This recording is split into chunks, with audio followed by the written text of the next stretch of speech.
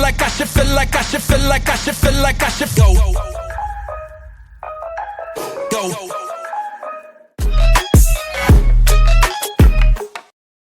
In the starting of the episode, while that was happening, we went to a broadcast center where there was a fortune teller wearing a frightening mask. The fortune teller told a man that his age was 27, to which the man replied that he was only 20 years old. It turned out they were in the middle of a live airing of a TV show called Psychic Powers Exposed. The fortune teller's next prediction was that the man's favorite food was curry, but the man corrected her again, saying that it was actually ramen. Following that, the fortune teller claimed that the man had a wife and a child, to which the man responded that he lived alone. After the shooting, the directors thanked them for coming. As the fortune teller walked away down the hallway, one of the staff members commented that the fortune teller, whom he called Dodoria, was really something else. Another staff member added that it was kind of satisfying how wrong all of her predictions were. As if an idol that young would have a wife and children, one of them remarked, while another man chimed in that even he could have guessed that. One staff member asked if they were going to run the episode as is, and another replied that it would be fine since no one would protest about a local show like that. In the next scene, Dodoria was riding in a taxi, and upon reaching her drop-off point, the driver asked if she was indeed Dodoria, whom he had seen on TV. He inquired if she really had psychic abilities, to which Dodoria simply replied that he could let her out here. The driver, puzzled, explained that he didn't mean to insult her and was just hoping she could show him something. As Dodoria got out of the taxi, she warned the driver that if he didn't want an early death, he should leave immediately, which silenced the driver and prompted him to depart. Dodoria walked towards what appeared to be the entrance of Momo's shrine. As this was happening, we returned to Momo, who was unconscious and being stared at by Okuran, who had transformed into Turbo Granny. Turbo Granny lifted Momo's skirt and raised one of her legs, exposing her underwear. Turbo Granny stared at it and slowly moved closer to bite into this pancake. However, suddenly, someone threw a brick with a nail hammered into it inside a circle drawn on the brick, which caused Turbo Granny's entire face to burst into flames, forcing her to jump into a nearby moat. The person who threw the brick commented that she thought Momo had brought another trash boy home, but it turned out not to be human. She added that her granddaughter had brought her nothing but trouble, and her skin was drying out from the stress of it all. It appears that a woman wearing glasses arrived here, holding a baseball bat with the words "The Power of Nessie" inscribed on it. She didn't look like a grandmother despite calling Momo her granddaughter, and she challenged Turbo Granny to confront her. While the two were staring at each other, in an instant, Turbo Granny vanished from in front of the woman and appeared behind her with extraordinary speed, attempting to bite her as a result. However, Turbo Granny couldn't get close despite her swift attack, and she was suddenly enveloped in flames again, which startled her. She was thrown back, and the woman commented that she was as fast as all get out. But either way, she added, "You just fell as I expected." She knew that Turbo Granny would circle around to attack her blind spot. After Turbo Granny stopped her backward motion, she landed on a large circle with a nail on the outside. The woman said that she had stepped right into her setup trap. Turbo Granny tried to leave the circle, but when her hand extended beyond it, it suddenly caught fire, causing her to recoil while patting down the flames. The woman explained to her that if she were to step outside the line of that circle, she would be roasted. The woman added that it was a barrier, and it seemed she had created it using a hidden pin in her metal bat. She showed us that she was also inside a circle, but instead of the nails being on the outside, hers were on the inside, the opposite of Turbo Granny's. The woman told her that by firing the T-Man nail outside Turbo Granny's circle, she had turned that region into a barrier, but if she had placed the nail inside like hers, the interior would become the barrier instead. The woman twirled the baseball bat while approaching Turbo Granny and explained that the reason why Turbo Granny couldn't touch her was that she was already protected by it. The woman and Turbo Granny stared at each other from very close. Turbo Granny said angrily that she would eat her alive and that she shouldn't think she could trap her like this forever, to which the woman replied firmly that she didn't want to trap her forever and that she wanted to kill her. The woman struck Turbo Granny in the face with her metal bat, forcing her to stick to the line, which set her head on fire. The woman followed up with 2 more swings while saying that Turbo Granny should just stand her ground because if she didn't, she would touch the line. As she continued to beat Turbo Granny, the woman asked what her problem was, and it seemed she couldn't use her vaunted speed, which irritated Turbo Granny, who shouted furiously, calling her a dirty old hag. Because of this, the woman commented with disgust that she was calling another granny a dirty old hag while showing more nails. She took another nail and added with a smirk that for Turbo Granny's information, she was known for her bewitching beauty, Turbo Granny, desperate, replied that if she burned her, the boy she cursed would die too. The woman responded coldly that she would kill any scumbag who tried to seduce her granddaughter, even if it was a human woman. The woman said goodbye and dropped the nail, causing Turbo Granny to scream, "Dirty old hag!" while trying to catch the falling nail. The nail finally fell to the ground with a loud noise. Suddenly, we were transported to a scene where Momo woke up in her bed. As soon as she sat up, she immediately remembered Okuran. She got out of her bed and shouted Okuran's name to look for him. When she came down from her room, she saw her grandmother already watching TV. Momo commented that she was back, to which her grandmother shushed her and said she was watching Bakatono.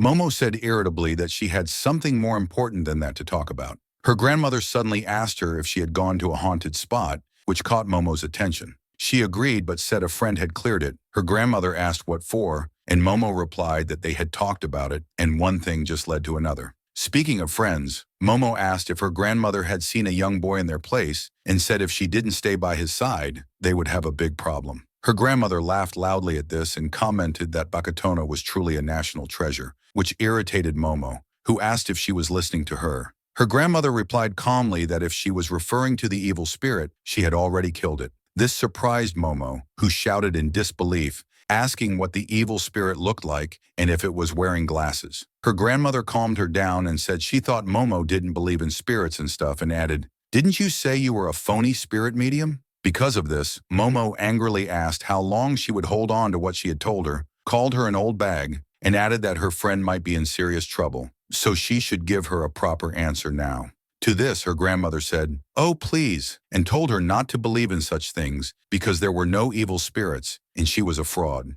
Momo frowned at this and called her grandmother to turn around. When her grandmother turned, she saw Momo in a bowing position, apologizing and saying she was wrong. She asked her grandmother to please tell her what happened to the evil spirit. Her grandmother looked down at this and said she should go to the main shrine to see it. Momo quickly stood up and ran, while calling her grandmother a dirty old bag, saying that if anything happened to Okuron, she wouldn't forgive her. Momo ran quickly out of their house, and while running, she thought about Okuron and remembered what Boren told her earlier, that he was just a guy interested in the paranormal and that he just wanted a friend. She also blamed herself because all of this happened because she forced him to go to the haunted tunnel. When she arrived at the main shrine and was about to open the door to see what happened to Okuron, she was apologizing in her mind. But when she opened the door, to her surprise, he was fine and just eating an onigiri, which made her blush after seeing him. Okuron immediately cried when he saw her and said he was happy she was safe because he thought he had killed her. Momo suddenly closed the door, which surprised Okuron.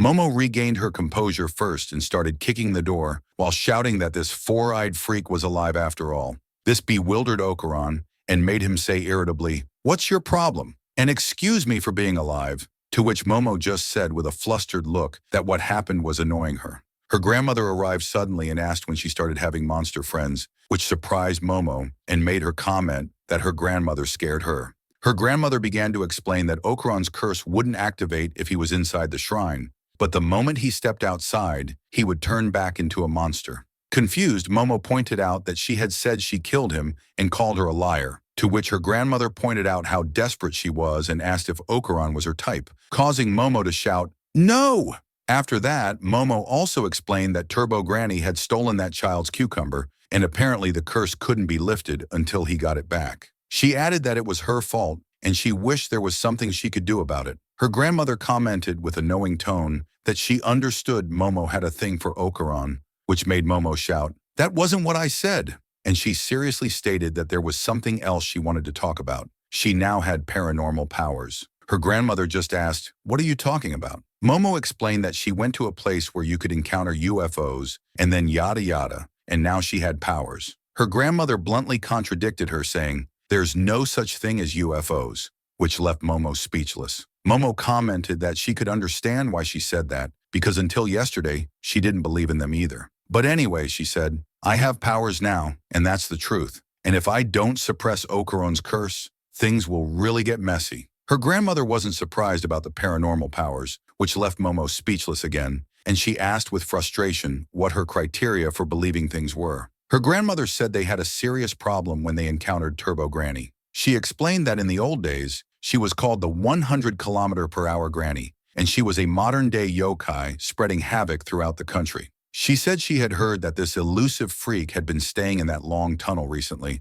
so she went there once to scope out the scene. Her grandmother said it felt bizarre because the spiritual force there was so strong that she couldn't even get close to the tunnel. She then asked if Momo knew what a bound spirit was and answered her own question by explaining that it was a spirit that remained in a particular place with which it had a strong connection. She added that bound spirits were in their strongest state when they were in their territory and said there wasn't a single living spirit medium who could give a decent fight to a bound spirit. She explained that there was that kind of spirit in that tunnel. Concern was visible on Momo's face as she listened to this, and her grandmother asked if she understood what she was saying. She pointed out that Turbo Granny and the bound spirit she was referring to had combined into one. She told her not to meddle in that problem because she didn't want to lose her precious grandchild. She said Momo had no direct connection to that problem, so she should just forget about Okuran, which surprised Momo. While staring at the room where Okuran was, her grandmother added that she should just return to her regular life. Momo spoke up and said she was thinking about what her beloved Kintakakura would do in this situation, which caught her grandmother's attention. She said that whenever she lost direction, that was the question she always asked herself, and it had never led her astray. She was absolutely certain that Kintakakura would do something to help, so that's what she would do. Her grandmother moved in a strange way and swayed while she said that meant she really loved that punk, which made Momo shout, "No! You're thinking wrong because Okuran wasn't the one I was referring to." Her grandmother suddenly spoke to Okuran and said that Momo was confessing her love and asked how he felt about it. Momo shouted in frustration that her grandmother had misunderstood, explaining that she meant the actor. Her grandmother commented with a serious tone that if her feelings were that strong, then so be it. She then said they should play tag with Turbo Granny, which made Momo's eyes widen in shock. Her grandmother explained that Turbo Granny had absolute confidence in her legs, so if they challenged her to a race, she would surely accept. But the problem was what came next. She added that Momo and Okuran needed to run as if their lives depended on it. The bound spirit's territory was Shono City, and they needed to get Turbo Granny out of the city limits without getting caught. Once they got Turbo Granny out of her territory, the old witch would weaken, and then they could defeat her together. Momo didn't agree with this and told her grandmother to look at her spindly legs, saying there was no way she would play tag against Turbo Granny. She pointed to a paper talisman and said there must be another way, asking if her grandmother couldn't make a barrier, and they could put it in that tunnel. Her grandmother explained she couldn't do that, and to start with, she couldn't help them. This made Momo shout, "Why not?" Her grandmother explained that her barrier magic was just borrowing the power of the god residing in that region, and once they were outside Camus City, that power wouldn't work anymore. Momo added that it meant they also had a territory, to which her grandmother explained that each region had its own god. The problem was whether she was playing a home game or away. Her grandmother added that there was no other way to defeat Turbo Granny, but if Momo and Okuran started to get stronger, their abilities would probably be enough to escape her. Momo, confused and frustrated, asked, "Are you serious?" adding that even if she tried her hardest, she still wouldn't qualify for a Pearl Track tournament. Her grandmother pointed out that she wasn't referring to her and opened the shrine door, saying she was referring to Okuran. That's when Momo realized she was wrong, and Okuran asked if he could join their conversation now. Momo apologized because she had forgotten about him. She also argued with her grandmother that Okuran had no stamina, and he agreed, saying he still needed her to accompany him to control his curse. Her grandmother said that if that was the case, Okuran would run while carrying Momo on his back, which made Okuran ask Momo how heavy she was, irritating Momo, who asked if he was trying to die. Okuran didn't agree with Momo's grandmother's idea because in his cursed state, he could only go all out twice, and that was his limit, to which Momo agreed. Her grandmother then said that if that was the case, he needed to train himself to be able to go all out all the time. She told him to do 5 sets of 100 push-ups, sit-ups, back exercises, and squats right now, which shocked Okuran. As for Momo, she said she needed to train her psychic ability to a higher level than it currently was. And because her grandmother couldn't help them in the fight, the two of them needed to get stronger, and she would be their trainer. After their discussion, Momo's grandmother left and told her to sleep because they would start first thing tomorrow, while she had Okuran start his fitness training immediately. Okuran just agreed. Okuran also commented that Momo's grandmother looked young, to which Momo just said, "Oh, please." Okuran suddenly apologized to her for what happened the other day, which made Momo turn to look at him. He said that when they were fighting that giant monster, he was so anxious that he couldn't think of anything but himself, so he apologized to Momo. To this, Momo replied that he shouldn't apologize, and that was to be expected in such a situation. But wasn't Momo different from him? He asked because she saved him and still managed to take down the monster. He said he would give it his all so that next time something like that happened, he would be able to help her. He didn't want her to be disappointed in him, and he pleaded while bowing his head for her not to stop being his friend. Momo smiled at this and said she wasn't disappointed in him, and he was overthinking things again. If that's the case, Okaran asked, why did you slam the door in my face earlier? Which made Momo go, ha, and scratch her head, causing Okaran to shout that he knew it and she was disappointed in him. To this, Momo also shouted that she was telling him it wasn't like that, but now she said, yes, and you're such a pain. So Okaran just apologized. After that, Momo suddenly said that Okaran was cool in their previous fight, which surprised Okaran and made him blush. Momo added before leaving that he was still a real O, and she would probably end up saving him again. You can sleep inside that shrine, she said, so she would get a futon for him. But before Momo could leave, Okaran called her and said while very embarrassed that he was extremely thirsty and asked if she could bring him some water. In the next scene, Momo got some barley tea from their house, and she asked her grandmother if she could take it, to which her grandmother agreed. It was shown that her grandmother was watching the news, and there was a news flash revealing that a popular idol named Shah, who was 20 years old, had a secret child. The newscaster added that he wasn't actually 20, but 27, and furthermore, he hadn't filed for marriage registration with his partner yet. While watching this, Momo's grandmother commented that it was correct, and now he should tell the public about how much he likes curry and not ramen, which points to us that Momo's grandmother might be Dodoria, who interviewed that man on a TV show. Momo made a side comment about her grandmother's reaction and said, "Who cares about that tabloid trash?" Suddenly, Okaran shouted and called for Momo. She knew exactly what that meant, and she told her grandmother that he needed to use the restroom. Okaran was becoming restless because of this. Her grandmother told her to go. However, Momo mentioned a significant problem. If anything obstructed her view of Okaran, such as the bathroom door, the curse would suddenly reappear. Therefore, Momo thought she needed to watch him do his business. Her grandmother simply replied, "Then watch him." Momo protested, saying she didn't want to see that, and even Okaran wouldn't allow it, saying it would injure his dignity. Okaran kept moving around to distract himself, and so Momo asked her grandmother if she had any good ideas, but she replied that she didn't. Suddenly curious, she asked how Momo had been suppressing the curse. Momo struggled to explain. She said she could see a blue flame surrounding Okaran, or like a blue aura. When she grabbed this aura and squeezed it, it got smaller, which caused the curse to be suppressed. Momo added that everything had an aura, each with a different color, even plants and rocks had them, and she could take them to control them, but only within a small area. Her grandmother was surprised and thought Momo's supernatural abilities were more powerful, but from the sound of it, it seemed limited. Momo then said that when her ability first awakened, something even cooler happened. Everything she imagined came true,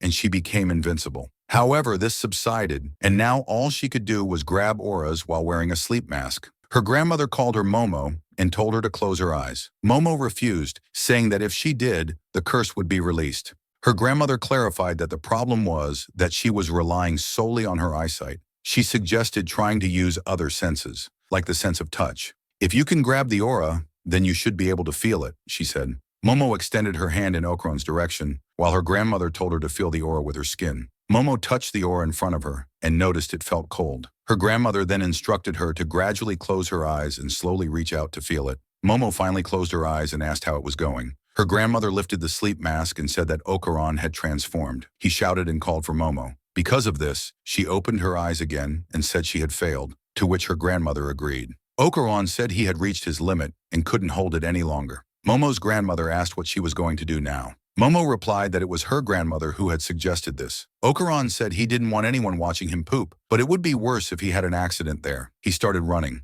Momo chased after him, asking where he was going. He answered that he was going to use their bathroom. They reached inside and Momo caught up with Okaran. She remarked on his nerve to crap in someone else's bathroom, but he replied that he was desperate. Meanwhile, her grandmother joined the chase. Momo asked who said he could use their bathroom. Okaran told her not to be dumb because he was about to burst at any moment. Momo became annoyed and said that in that house, no one outran her, so she blocked Okaran's path. However, he pushed her aside, saying if he didn't, he'd make a mess there. From behind, the grandmother commented on how tough Kin Takakura was. Momo was distracted when she mentioned that name, while Okaran and the grandmother raced to the bathroom. Finally, Okaran reached the bathroom but just covered his face. The bathroom door was open, and he said it was humiliating. Momo said it was embarrassing for her too. While sitting on the toilet bowl, Okuran admitted that he had wished for a paranormal encounter, like being abducted by aliens. But what happened was terrible. He just wanted this curse to end. Outside, Momo's grandmother mentioned what she had said earlier about being invincible. She thought Momo truly had immense power, but it seemed to be sealed. Momo was excited about this, but her grandmother said it would be troublesome. She would need to gradually release her power through training. She didn't know how long it would take, and it seemed Okuran's body modification would also take a long time. Meanwhile, Okuran said he still couldn't believe they had to watch him go.